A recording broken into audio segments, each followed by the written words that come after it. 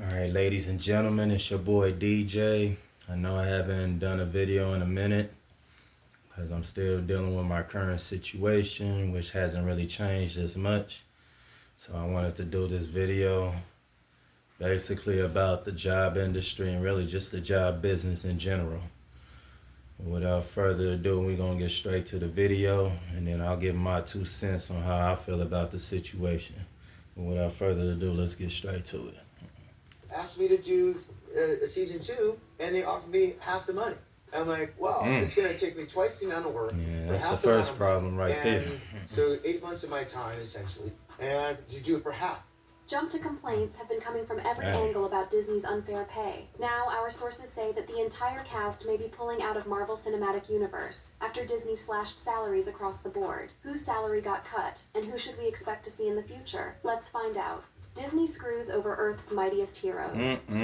This is the story of how Disney's obsession with profit margins turned the Marvel Cinematic Universe into a corporate battlefield where some of Hollywood's most powerful actors declared war on the House of Mouse. And trust me, Disney got absolutely demolished. Let's start with the first casualty, Edward Norton. Norton played Bruce Banner Hulk in The Incredible Hulk, 2008, and was initially expected to reprise the role in The Avengers, 2012. But Marvel announced in 2010 that Norton would not return. Now, Disney's official story was all corporate speak about finding an actor with creativity and collaborative spirit. Norton wouldn't bend the knee to Disney's vision. Norton's agent called the statement purposefully misleading and accused Marvel of painting Norton in a negative light to deflect from contract disputes. Here's what really happened. Norton had expressed dissatisfaction with the final cut of The Incredible Hulk. I feel like a lot of jobs are doing that right now. More character-driven story clashed with Marvel's focus on a broader, action-oriented film. You don't like them or they don't like you. Disney wanted to make Happy Meal toys. Guess Find who won? some kind of way to cut you off. Promotional events, which in Disney's world I feel like that's exactly what happened to me. The message was clear: play by our rules or get out. And they made sure Norton's departure looked like his fault, not theirs. This set the precedent for how Disney would handle any talent who dared to challenge their corporate vision. But Norton was just the warm-up act. That's crazy. The real they all need to disasters be were put about in to check. begin, starting with director Joss Whedon, whose conflicts with Disney exposed just how toxic the corporate culture had become. In The Avengers, 2012, Whedon included a line where Loki calls Black Widow a mewling quim, an archaic derogatory slur that slipped past Disney's oversight. When fans caught it, Disney's response was basically,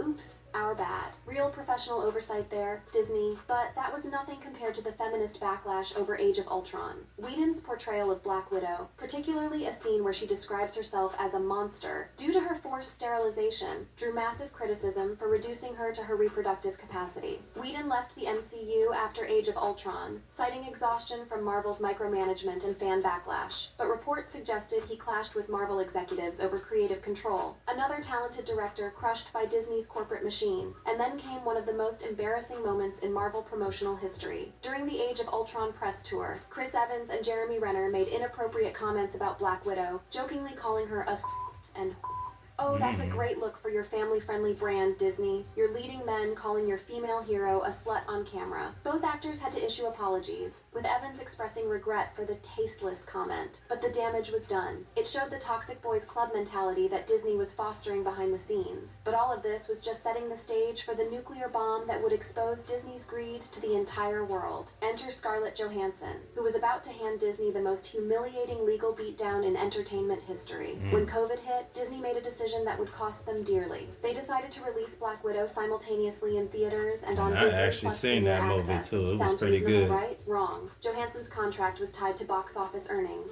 and she alleged that Disney breached their agreement by undermining theatrical revenue to boost their streaming service. But here's where Disney showed their true colors. Instead of quietly settling or handling this professionally, Disney issued a public statement calling the lawsuit sad and distressing, and accused Johansson of ignoring the pandemic's impact while revealing her $20 million upfront payment. Oh, Disney messed up big time with that move. The response was so tone-deaf and misogynistic that it created a PR nightmare that made their original problem look like a minor hiccup. Fans and industry figures, including SAG-AFTRA president Fran Drescher, rallied behind Johansson, condemning Disney's hostile tone. Disney basically declared war on one of their biggest stars in public, and they got absolutely demolished for it. The backlash was so severe that Disney and Johansson settled out of court in September 2021 for an undisclosed amount. amount, reportedly in the tens of millions. Congratulations, Disney. You turned a contract dispute into a global humiliation that cost you more money than just honoring the original deal would have. Genius-level corporate strategy right there. But the Johansson lawsuit was just the tip of the iceberg. Other Marvel actors were dealing with their own Disney nightmares behind the scenes. Carrie Coon, who voiced Proxima Midnight in Avengers: Infinity War, didn't return for Endgame due to a financial disagreement. Marvel offered her a lower deal for her second appearance, which she declined. Coon later confirmed that Marvel's pay was surprisingly low compared to public expectations. Even voice actors weren't safe from Disney's cost-cutting obsession. They were willing to lose talent over what were probably relatively small amounts of money, all to maintain their reputation as the stingiest major studio in Hollywood. But the most shocking revelation came from Jeremy Renner, a core Avenger who'd been with the MCU for over a decade. After recovering from a near-fatal accident, you'd think Disney would show some respect and gratitude, right? Think again. Here's Renner's own words about Disney's disgusting offer. He asked me to do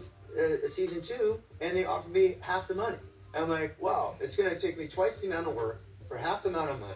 Half the money for twice the work. Nah. To a man who nearly died and spent months in recovery. hell. The absolute audacity is breathtaking. Renner's response perfectly captures how insulting this was. And so 8 months of my time, essentially, and to do it for half the amount. I'm like, I'm sorry, why? Did you think I'm only half the Jeremy because I got ran over? Did you think I'm only half the Jeremy? That's a man who's been pushed past his breaking point by corporate greed, and Renner made it crystal clear who was really behind these insulting offers. Listen to this. This is not Marvel, it's just like this Disney, not even really Disney, it's just the penny pinchers, the accountants. The penny pinchers. Renner just exposed Disney's entire corporate strategy in 4 words. It's not about creativity. It's not about respecting talent. It's not even about making good entertainment. It's about squeezing every penny out of everyone involved. And Renner's final response was perfect. I told him That's to fly true. kite. Jeremy Renner, a man who literally almost died and came back to continue bringing joy to millions of fans, told Disney's accountants exactly where they could stick their insulting offer. That's the kind of corporate respect Disney had earned after a decade of Renner's dedication to the character. But here's where it gets really interesting. While these public disputes were happening, there were rumors of much broader dissatisfaction among the original Avengers cast. A post from 2025 suggested that Chris Evans, Chris Hemsworth, and Robert Downey Jr. were unhappy with Marvel's treatment of workers, including pay disputes. Now, this claim lacks concrete evidence, but think about it. These are actors who went from earning hundreds of thousands to tens of millions as the MCU grew. Evans earned $300,000 for the first Avenger, but $15, $20 million for Endgame. Hemsworth went from $150,000 for Thor to $15, $20 million for Endgame. But here's the kicker. Robert Downey Jr. earned $75 million for Endgame due to a unique profit-sharing deal. So while Disney was crying poverty with other actors, they were cutting massive checks to their golden boy. The hypocrisy is staggering. Disney would pay Downey Jr. $75 million, but offer Jeremy Renner half his previous salary. They'd settle with Johansson for tens of millions, but lowball Carrie Coon on a voice acting gig? And here's the beautiful irony. The MCU's massive box office success Endgame grossed $2.8 billion worldwide, now stands in stark contrast to reports of Marvel's frugal approach to actor pay and worker compensation. Disney built a $29 billion franchise on the backs of actors and workers they consistently underpaid and disrespected. They turned beloved characters into corporate cash machines while treating the people who brought them to life like disposable employees. And trust me, what's coming next will show you just how deep Disney's culture of corporate sociopathy really goes. The house that Walt built was about to face a reckoning that would shake it to its very foundation. The magic dies when the cameras stop rolling. Behind those million-dollar smiles and carefully choreographed magic shows lies one of the most ruthless corporate machines in entertainment history. And today, we're exposing exactly how deep this rabbit hole goes. This isn't just another corporate controversy. This is about a company so obsessed with profits that they're willing to destroy the very people who make the magic possible. From Marvel's biggest stars walking away in disgust to theme park workers literally that's the living in new their job cars, industry Disney's greed has reached a breaking today. point that's about to blow up in their faces. And the workers themselves aren't staying quiet anymore. You have cast members crying in the break room because they can't afford food and they're eating ramen noodles and they don't know what to do. That's painful. But here's the thing, Disney doesn't want you to know. This isn't some recent development. This is a decades-long pattern of exploitation that's finally coming home to roost. And trust me, by the end of this investigation, you'll never look at Disney the same way again. Let's start with the ugly truth about Disney's magical history. While Walt Disney was building his empire on dreams and wonder, the company was already showing its true colors. Back in 1941, Disney faced a major strike by animators over low wages and lack of union recognition. Walt Disney himself fought against workers' rights, leading to a brutal 9-week strike that ended only with federal intervention. Many animators left the studio permanently, highlighting Disney's early anti-union stance. But that was just the beginning. In the 1990s, Disney took their exploitation global. A 1996 report by the National Labor Committee revealed that Disney's Mickey Mouse and Pocahontas pajamas were made in a Haitian factory, paying workers as little as 12 cents per hour. 12 cents. That's not even enough to buy a Disney sticker, let alone feed a family. Even after raising wages to 28 cents per hour, workers lived in extreme poverty while Disney raked in billions from their childhood characters. And Disney's response? They basically said, not our problem, and blamed their licensees. Classic corporate deflection that we'll see over and over again, but the real scandal was brewing much closer to home. Disney's theme parks, you know, those magical kingdoms where dreams come true, were becoming nightmare workplaces where employees couldn't afford to live. Get ready for this bombshell. A 2018 study found that the average hourly wage for Disneyland resort workers dropped 15% in real dollars from 2000 to 2017, from $15.80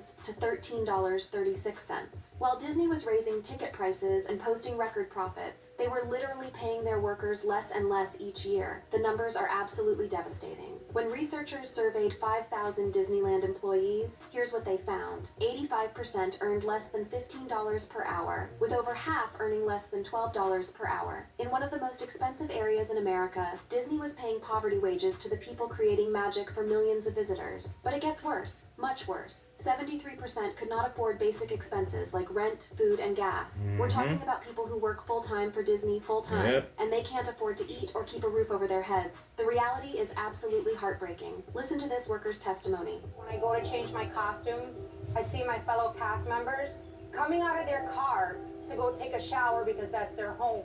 Their car is their home. Let that sink in. While Bob Iger was pulling down $65 million a year, Disney workers were living in parking lots. And here's another gut punch. I see my cast Couldn't members even afford to pay. not eating during their break because they don't have food. I personally have bought food. I've tried to help as much Then as they I got can, $65 million. Here's the kicker. No way. 11% There's just reported no being way homeless he in the cannot past 2 afford to pay years, his work. often sleeping in cars or on friends' couches. And You know, 66% like they were said, food insecure, compared you to know, 12% the money, the of power, the Californians, greed. with 15% relying on food stamps. What they Food own. stamps. Disney workers, the people who create the magic that generates billions in revenue, were You're on supposed food to be one of the stamps because judges Disney supposed to be refused paying pay the them living most. wages. But don't worry, Disney had an explanation. They claimed the survey was biased by unions, and that most employees earned above California's minimum wage, highlighting an average hourly wage of $17.80. Oh, how generous, paying slightly above minimum wage in one of the most expensive states in America. That's What what I saves? just said. Except the Department of Labor wasn't buying Disney's corporate BS. In March 2017, the U.S. Department of Labor found Disney World guilty of forcing employees to pay for costumes out of their own pockets, resulting in some earning less than Florida's minimum wage. Disney was literally stealing from their workers' paychecks and got caught red-handed. They were ordered to pay $3.8 million in back wages to over 16,000 employees. But here's where it gets really juicy. Even Disney's own family couldn't stand what the company had become. Abigail Disney, granddaughter of Roy Disney, went undercover to Disneyland to see the horror show for herself. She reported meeting workers struggling with unlivable wages, including those unable to afford food or housing. And Disney's response to their own founder's granddaughter calling them out? Disney called her claims a gross and unfair exaggeration. They literally told Walt Disney's family to shut up about worker exploitation. The audacity is breathtaking. But Abigail Disney wasn't done. She calculated that CEO Bob Iger could have personally funded a 15% raise for all Disneyland workers and still retained $10 million from his 2018 bonus alone. Iger's pay in 2018 was $65.6 million, which was 1,424 times the median Disney employee's salary. While workers were living in cars and skipping meals, one man was taking home 1,424 times their annual salary. That's not just greed, that's sociopathic. Yep. Listen to how this affects real families. If I have to come to work after thinking about my rent, thinking about my daughter's education and finances, you know, expenses, and I have to come to work and smile. That's not magical. That's painful. But Disney's greed wasn't limited to theme park workers. Oh no, they had much bigger targets in mind. The company was simultaneously running scams on their entertainment talent that would make a con artist blush. Every single one of these tactics had one goal: squeeze every penny out of talent while maximizing corporate profits. Disney wasn't just an entertainment company. They were a sophisticated exploitation machine. But when you push hard enough, some people push back. The Empire Strikes Back, Disney's billion-dollar reckoning.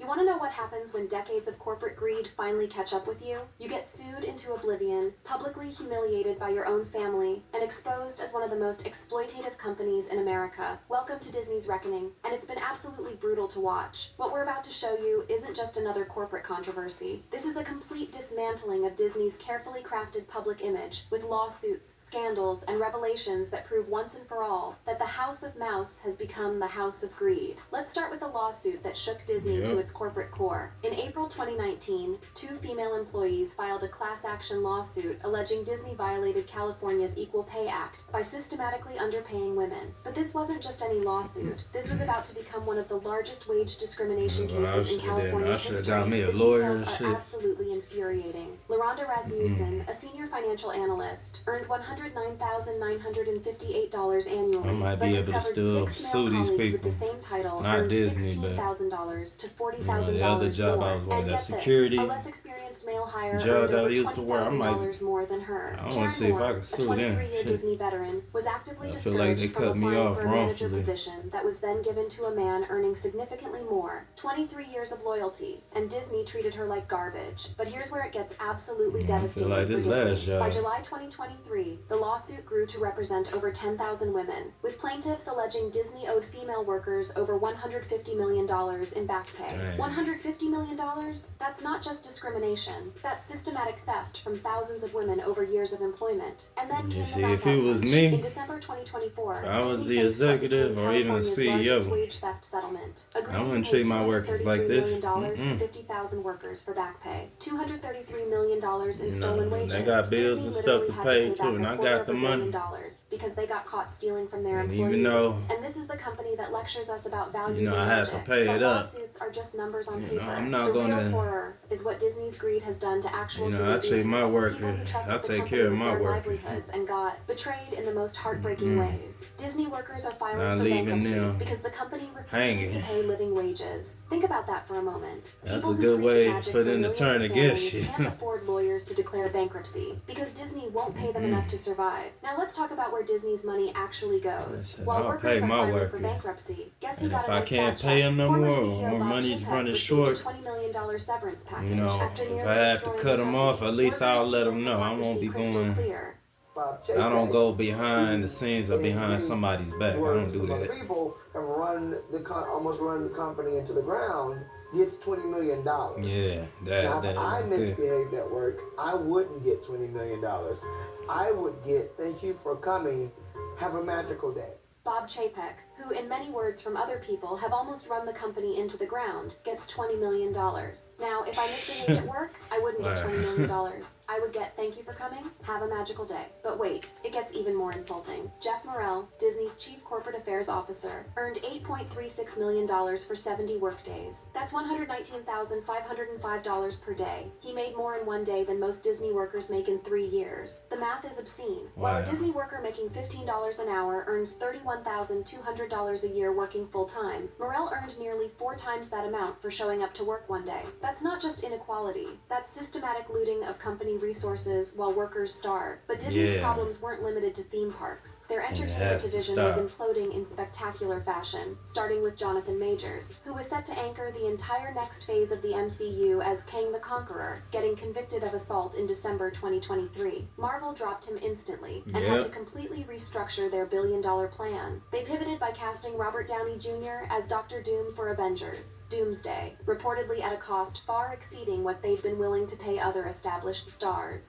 So Disney had no problem writing massive checks for Downey Jr. as return, but couldn't afford to pay Jeremy Renner his normal rate. The selective generosity is absolutely shameless, and the rot goes even deeper. Yeah, Reports that's more surfaced like that picking Marvel and Studios choosing is pressured what that VFX is. teams with tight deadlines and low budgets, leading to crunch conditions that affected major films like Avengers, Infinity War, and Endgame. Disney was squeezing everyone, actors, workers, and the technical artists who made their movies possible. Disney was even accused of scanning background actors for She-Hulk to use their likenesses with AI, potentially eliminating future employment opportunities. They're literally trying to replace human beings with computer programs to save money. This is the real Disney business model. Exploit everyone, pay as little as possible, and use technology to eliminate jobs wherever they can. They even shut down their 2D animation division in 2004 to avoid In that case, shit, they need to do all this by themselves. They need to do that on their own. Shit. Marvel stars, voice actors, or technical artists, You know, they Disney's ain't trying to approach is pay always the nothing. same. Squeeze harder, pay I don't less, think they and should be replace doing with that cheaper then. alternatives whenever possible. They've turned worker exploitation into a science. The economic devastation Disney has caused is staggering. As the largest employer in Orange County, Disney's low wages have strained Anaheim's economy, increasing reliance on social safety nets. They've turned their host community into a welfare state because they refuse to pay living wages. Think about the massive irony here.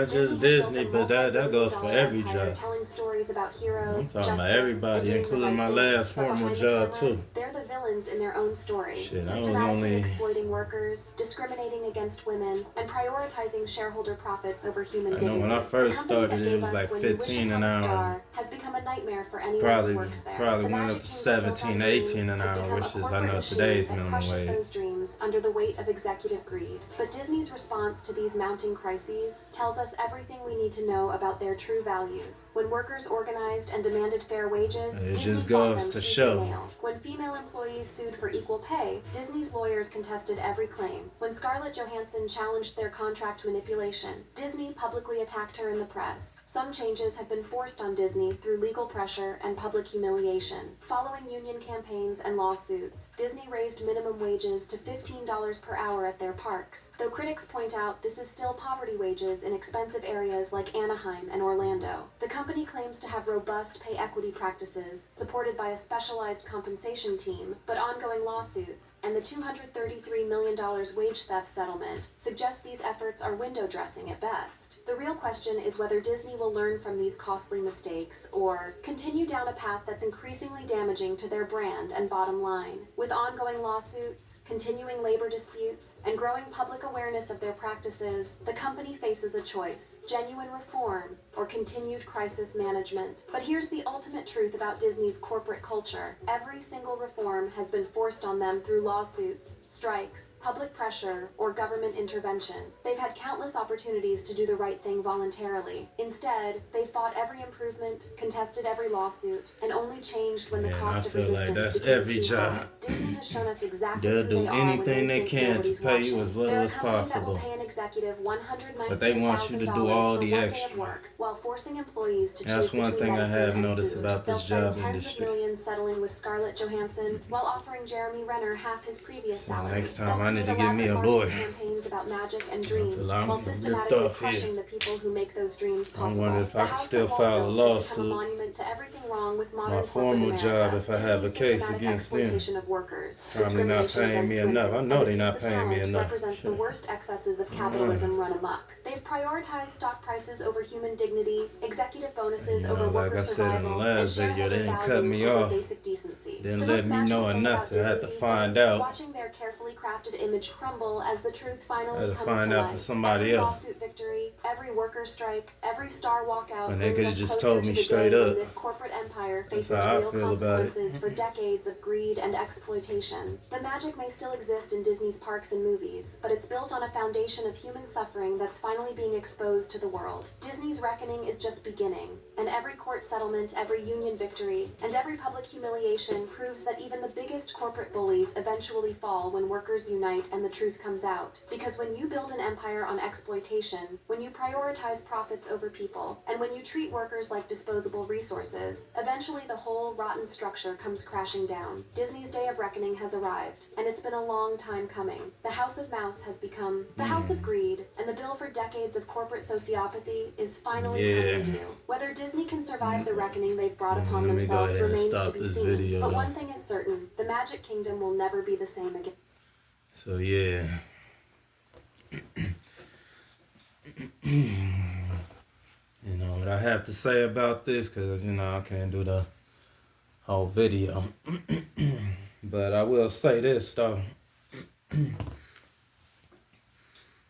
I think, and this is how I feel about it personally.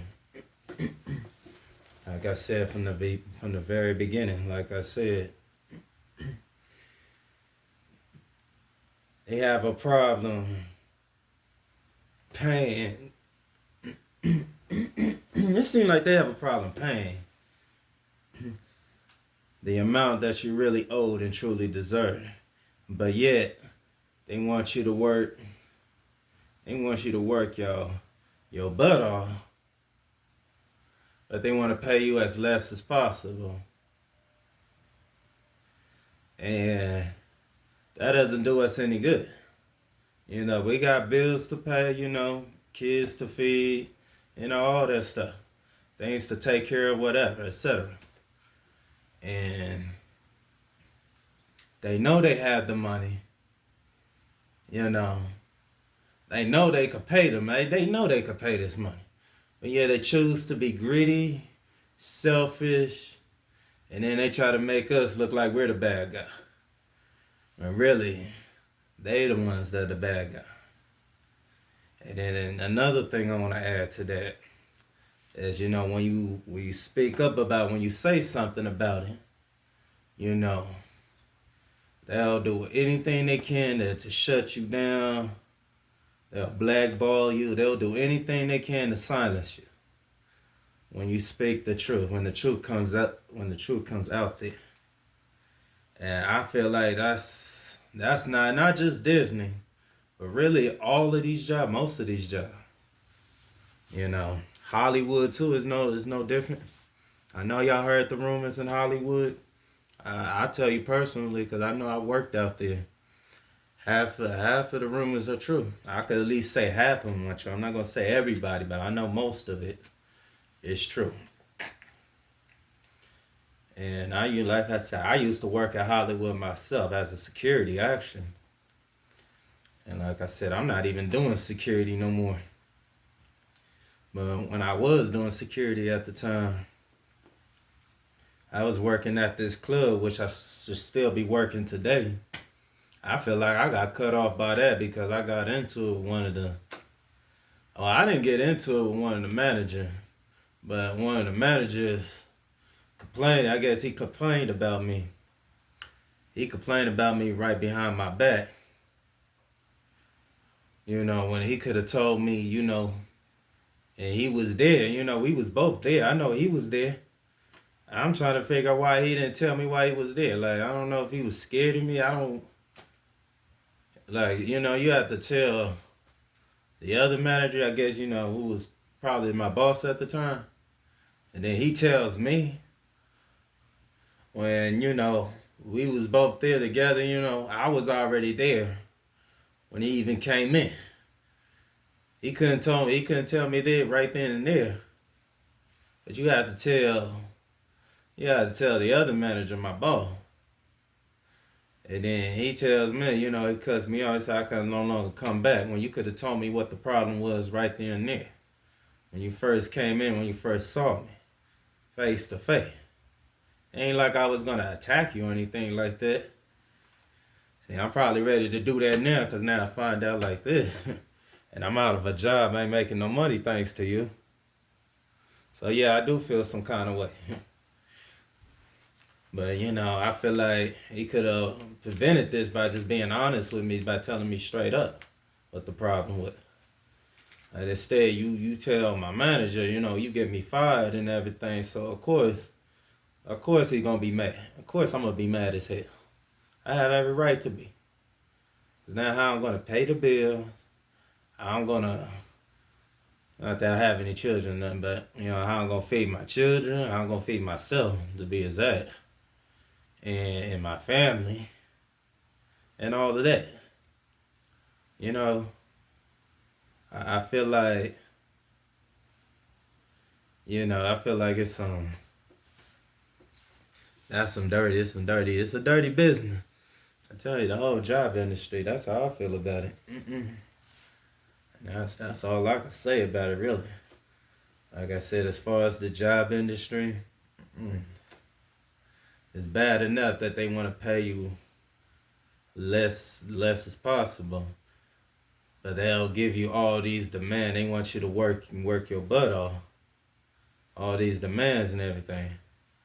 But when you ask for a bigger paycheck, you ask for a big check, for some reason it becomes a problem. But yeah, you got all the money, you keep all the money to yourself, so that's why I say, you know, I think a lot of these jobs do need to be exposed. And I'm pretty sure I'm gonna expose. I'm sure I'm gonna expose the job that I was working for in the past, which I think I might do. Even though I'm no longer working with them, but that's just what it is. So, but no, I just wanted to do this video real quick. You know, I need to probably get a memory card or something so I could do a much bigger video, because I can only record this for so long. So, I just wanted to do this video. I'm going to go ahead and sign up. I probably might come up with a part 2 later.